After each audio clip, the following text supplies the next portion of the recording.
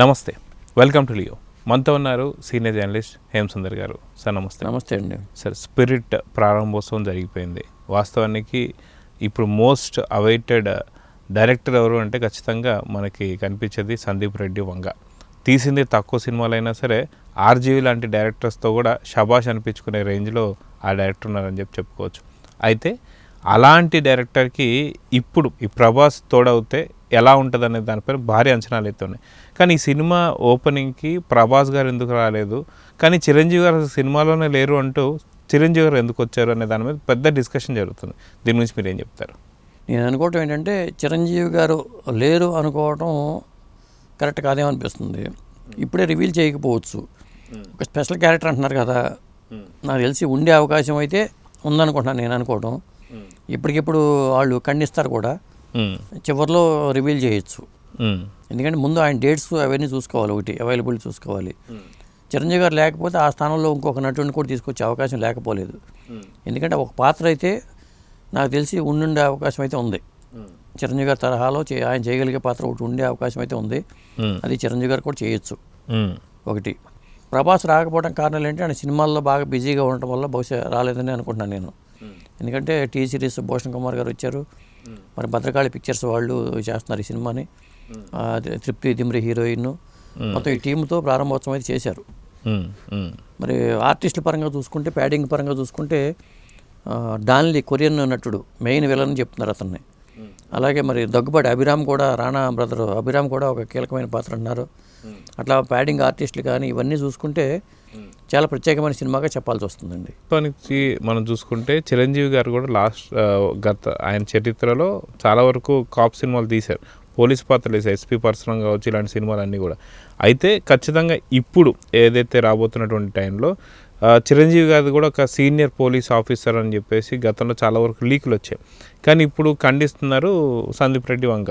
కానీ ఎంతవరకు అంటే వాస్తవం చెప్పంటే సందీప్ రెడ్డి వంగ గారికి చిరంజీవి గారు అంటే చాలా పెద్ద అభిమాని, చాలా పెద్ద ఫ్యాను. ఆయనకు సంబంధించి మాస్టర్లో కూడా ఒక సీన్ గురించి గతంలో చాలాసార్లు చెప్పారు. ఆయన ఆఫీస్లో చిరంజీవి గారి ఫోటో ఉంటుంటుంది. సో నిజంగా ఎంతవరకు ఉండే అవకాశాలు ఉన్నాయంటే ఏం చెప్తారు? అంటే ఇప్పుడు రివీల్ చేయడం వల్ల సినిమా మీద ఇంకొక రకమైన టాక్ వస్తుంది. అందుకని ఇది ప్రభాస్ సినిమాగానే వాళ్ళు ప్రొజెక్ట్ చేస్తున్నారు. చిరంజీవి గారి సినిమాగా ప్రొజెక్ట్ చేస్తే కొన్ని ఇబ్బందులు ఉంటాయి నేను అనుకోవటం. కాబట్టి మెయిన్ పాత్ర ప్రభాసే కాబట్టి ప్రభాస్ పేరు మీదగానే అన్నీ జరగాలి. మరి ఎప్పుడు దీనికి సంబంధించిన షెడ్యూల్స్ ఎప్పుడు ఉంటాయి, చాలా ఫాస్ట్గా పూర్తి చేస్తారనేది ఒక టాక్ అయితే ఉంది. ఎందుకంటే సందీప్ రెడ్డి వంగ గతంలో కూడా 100 రోజుల సినిమాలు పూర్తి చేసిన సందర్భాలు ఉన్నాయి. అందుకని ఈసారి ఒక 20 మంది అసిస్టెంట్ డైరెక్టర్లను పెట్టుకుని ఈ సినిమాని సెట్స్ మీద తీసుకెళ్తున్నారనే టాక్ అయితే ఉంది. అందులో త్రివిక్రమ్ శ్రీనివాస్ గారి అబ్బాయి, రవితేజ గారి అబ్బాయి, వీళ్ళందరూ కూడా డైరెక్షన్ డిపార్ట్మెంట్లో ఉన్నారట. కాబట్టి ఇది ఒక లేటెస్ట్ అంశం. ఎందుకంటే గతంలో కూడా ఇప్పుడు కె రాఘవేంద్రరావు గారిని కానీ, లేకపోతే తాతినేని ప్రకాష్ గారి అబ్బాయి తాతినేని ప్రసాద్ గారిని కానీ, వీళ్ళందరూ కూడా వేరే డైరెక్టర్ల దగ్గర పెట్టిన సందర్భాలు ఉన్నాయి అసిస్టెంట్ డైరెక్టర్లుగా. ఎందుకంటే తన దగ్గర పెట్టుకోకుండా వేరే డైరెక్టర్ దగ్గర పెట్టుకుంటే వాళ్ళు కంఫర్ట్గా ఉంటారనే ఉద్దేశంతో కూడా అలా చేస్తూ ఉంటారు. ఇప్పుడు ఈ వారసులు కూడా దీంట్లోకి వచ్చేసినట్టుగా చూడాలి. వాళ్ళు హీరోగా రాణిస్తారా లేకపోతే డైరెక్టర్గా రాణిస్తారా అని తర్వాత సంగతి. కానీ మొత్తానికైతే ఒక 20 మంది టీముతో ఈ సినిమా చాలా ఫాస్ట్గా కంప్లీట్ చేద్దామనే ప్లాన్తో అయితే సందీప్ రెడ్డి వంగ ఉన్నట్టుగా మనకు తెలుస్తుంది. పైగా గ్లిమ్స్తో కూడా గతంలోనే గ్లిమ్స్ రిలీజ్ చేశారు. కాబట్టి మరి ప్రభాస్ ఎందుకు రాలేదు ఏమిటి అనే దాని మీద అయితే స్పష్టంగా మనకు క్లారిటీ అయితే లేదండి. సో వాస్తవానికి ప్రభాస్ గారు చాలా బిజీ షెడ్యూల్లో ఉన్నారని చెప్పి, రాజాసాబ్ రిలీజ్ కూడా అత్యంత తొందరలో ఉంది కాబట్టి ఇవే కాకుండా మిగతా వర్క్స్ కూడా ఉన్నాయి.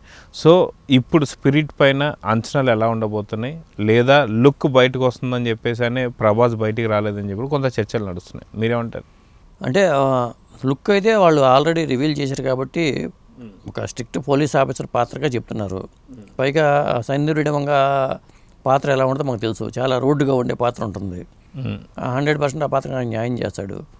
కాకపోతే ఈ సినిమా ఏంటంటే ఇప్పుడు మొదలుపెట్టినా కానీ రేపు వారణాసి కన్నాను లేకపోతే అట్లీ సినిమా, అల్లు అర్జున్ సినిమా కన్నా ముందే రిలీజ్ అవుతుందని టాక్ అయితే ఉంది.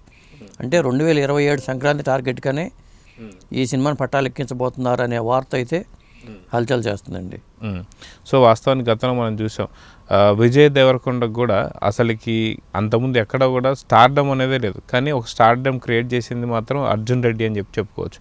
కానీ స్టార్డమ్ ఉన్నటువంటి ఒక ప్రభాస్ గారికి ఎలాంటి హైప్ రాబోతుంది అంటే ఏం చెప్తారు? ప్రభాస్కి ప్రత్యేకంగా హైప్ రావాల్సిన అవసరం లేదు. ఆల్రెడీ ఆ రేంజ్లోనే ఉన్నాడు అతను. ఇప్పుడు సినిమా చేసే సినిమాలన్నీ కూడా ఆ తరహా సినిమాలు, ఒకటి కాదు చాలా సినిమాలు. ఇన్ని సినిమాల లైన్లో ఉన్న హీరో ఎవరైనా ఉన్నారంటే ఒక ప్రభాస్ అని చెప్పాల్సి వస్తుంది. అసలు ఇన్ని భారంగా తనకే భారం అవుతుంది ఇన్ని సినిమాలు కమిట్మెంట్ పెట్టుకోవడం అనేది. ఇప్పుడు సీక్వెల్స్ చూసుకుంటే కల్కి సినిమా ఉంది, కల్కి సీక్వెల్ చేయాలి, సలార్ సీక్వెల్ చేయాలి, మరి ఒక పక్కన రాజసాబ్ ఉంది, దానికి కూడా మరి సీక్వెల్ ఉండదో లేదు తెలీదు. తర్వాత ఫౌజీ సినిమా ఒకటి ఉంది. ఇలా చూసుకుంటే వరుస పెట్టి సినిమాలు ఒక 5-6 సినిమాలు కనపడుతున్నాయి ప్రభాస్కి.